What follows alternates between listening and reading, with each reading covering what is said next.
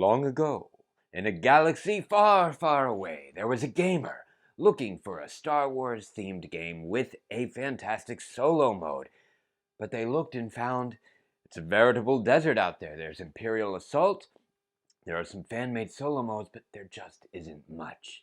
And then came Star Wars, the Clone Wars, a pandemic system game. But hold on, it's me from the future. If you're here for the giveaway winner of Fortified, just stick around. We're going to reveal that before the end. All right, back to the show. does it live up to expectations? Is this a fun, playable solo game that truly channels turn on, come on, yes, the power of the Jedi, or turn off, oh my goodness, or will it banish you to the deep, dark prisons of board game boredom? Hey, let's find out together. What's up? I'm Mike, your board gaming every dude. This is Board Games for One. Let me get these things off, and we're going to get a review of Star Wars, The Clone Wars. This is a pandemic system game, which means it runs largely the same as Pandemic, where you have things breaking out in one area, so you have clones just populating all over, and you're trying to put them out while completing missions.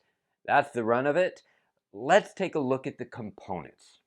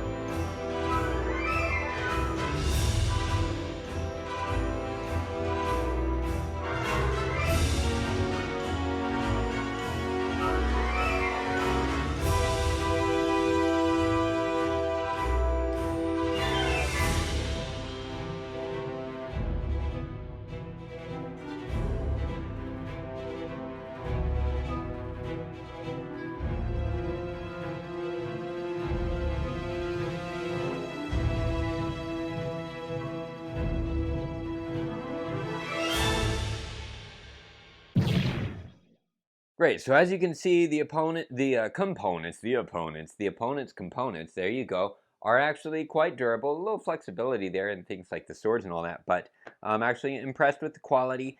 The game is $60. I'm assuming the cost comes from the IP and the miniatures. So you have, what, 7 different Jedi, and you have 4 different villains, and then you have a plethora of little clones, cute little buddies, and you've also got the blockades. So yeah, great job with the miniatures. Artwork is nice. It's nothing to write home about as far as to me.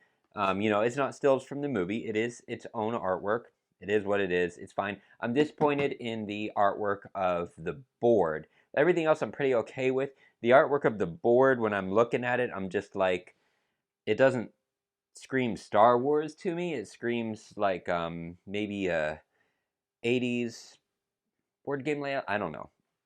I mean, I love the layout. The graphic design is fine, but these things like the invasion track and the threat track, they just don't. Yeah, something's missing. If you figure it out, let me know. So I'm a little disappointed in that part. Artwork, whatever. It's all right.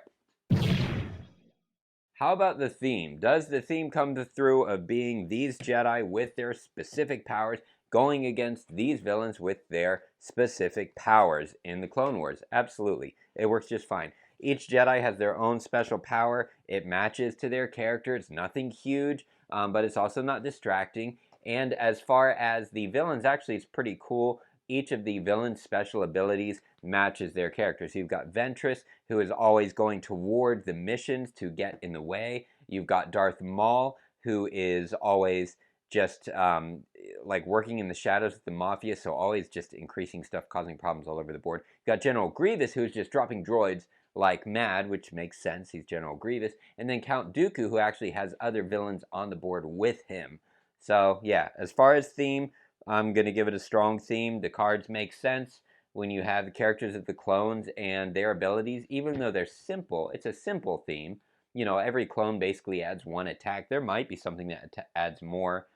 I'm not sure if there is. I don't run into it much. The um, the flight in order to travel extra from place to place is like different starships. They even have characters' names. They've got the Bad Batch in here that does special abilities. So yeah, theme, they nailed it. They did an awesome job. I am playing Star Wars when I play this game. And how about mechanics? Well, that really comes down to, do you enjoy playing Pandemic? Don't know what Pandemic is? That's okay. In a sense, the mechanics boil down to complete missions, put out fires so that you can complete missions. The longer the game goes, the more fires go out there, the harder they are to put out. So the game cannot go on forever. So what are the fires? The fires are droids getting placed on the board. The more droids that get placed on the board, the faster the threat meter advances. If the threat meter hits the bottom there with the, who is that? The Emperor, then you lose the game. So there's one way to lose the game. Threat track reaches 0. There's one way to win the game. Complete all the missions, flip over the villain card to the final mission, complete the final mission, and you win the game. One way to lose, one way to win at the end of it. So what are you doing with the mechanics? Well, you have a few options. You can move. That's one thing. So you've got movement around the board. That's nice. You can fight. So you've got battle. If you've got droids, I'm moving the villain. What's wrong with me?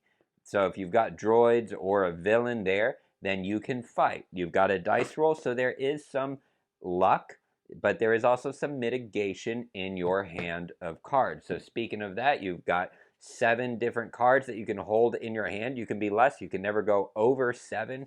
So this is also a game of mitigating your luck by building your hand of cards. You can always discard cards and replace them at any point. Your card's basic abilities are you can attack, you can defend, you can move, and there are also allies, which have just like one-time use abilities. It also uses a refresh system. So if you choose to use a card's ability like this one, here we've got a stealth attack, because there are 2 types of attack. There's stealth and there is assault. You cannot do an attack with stealth and assault. You have to pick one or the other, but you can use multiple cards of the same type in an attack. But the exhaust system is, let's say I've got 7 cards in my hand and I want to use a stealth attack. I just turn it sideways. It means it's exhausted for this turn. But when it becomes my turn again, the good thing is I just refresh it, boom, and it's still there. How you lose your health points. So if a villain attacks you and you lose a health point, what you have to do is you can either play a defend card by exhausting it, boom, there you go. If you can't do that, then you have to discard one of the cards from your hand. So if you had 3, you discard 1 for each hit that you took.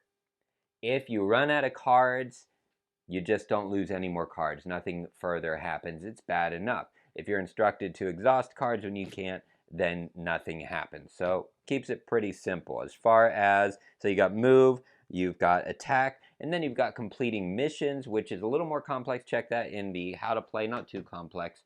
But where are you? Where are you, my missions? Where'd you go? That's where you went. So missions are randomly drawn. You got a whole stack of them, so it's going to be different missions each time. And in the beginner's form of the game, the Padawan level, you have to complete 3 missions before you can move on to the final villain mission. And then to advanced difficulty, you just add 1 mission card. So you can go 4 for like Jedi difficulty, 5 for another, and that maybe Jedi Master, 6 for Jedi Grandmaster. I played this game on all 4 difficulty levels against all 4 villains. I did win my first play each time, but it was by a hair, so it was close. That being said, that takes us to replayability. How replayable is the game? Well, you've got the different combinations. You have 7 different Jedi. If you're playing solo, you're playing as 2 of them at a time. If you're playing multiplayer, of course, it's up to however many you want. What, 5 people, I think? 2 to 5, something like that. Anyway, so replayability, you've got variable Jedi powers. You also start randomly at different places on the board. You've got 4 different villains, and they will randomly start at different places on the board, though they will have the same ending mission every time, and you only go against one villain at a time. Then you have a big old stack of mission cards, so it could be any missions anywhere on the map of different difficulties and different things that need to be done in order to be completed. To complete a mission, what you do is you have to basically land hits. So this one is saying you need 6 successful hits. So if you complete a mission, you go to the planet where that mission is happening, and here I rolled a dice, I got 2 successful hits. That means I need 4 more in order to complete this mission. I could complete those 4 by exhausting cards indicated by these symbols. So that would be assault or defense cards I could end up exhausting. If you have more than one Jedi on the planet, both of those Jedi can contribute cards. It's a cooperative game. You win together, you lose together. If you're solo, that means you're controlling 2 Jedi. One here, one here. The only difference between solo and multiplayer is you have a little Jedi marker, and you place that on the Jedi you're currently controlling. So when it's Ahsoka's turn, boom, I place this. When it's Dude's turn, boom, I place it on him. You go back and forth, back and forth. That's how you play solo. No different at all from the multiplayer game. You can also use an action to draw a card, and it's called reinforced. Draw a card and add it to your hand. You have a maximum hand limit of 7. If you exceed that, you can still draw a card, but then you have to discard down to 7 immediately. So finally, the negatives. Really, the negatives, there are just 2 that I would mention, and then we'll go to who this game is for. So the main negatives are, I think the art is okay. It's good. I mean, the art on the cards is quite beautiful, but the graphic design art makes complete sense. It's very readable, but it's just so boring. So the board, I'm just flat out disappointed with, honestly. And that might just be me because I'm not super into planet or country maps or anything like that. But it's not just that, it's just the symbols that they use on the perimeter. It doesn't look Star Warsy enough for how thematic the game is. The other negative is the difficulty level. So the only way to increase difficulty is by adding a mission. So again, Padawan, you start at 3, Jedi, you go to 4 missions, and then 5 and 6, and then you can add another mission or another mission to keep the difficulty going. What that means is it lengthens the game. So how do you make the game harder? You make it last longer. That can be fun. 6 is probably the max I want to do. I don't really want to go longer than that. And I did beat it on my first try, but again, that was after playing 4 games. I did it progressively from Padawan up, so it actually makes sense.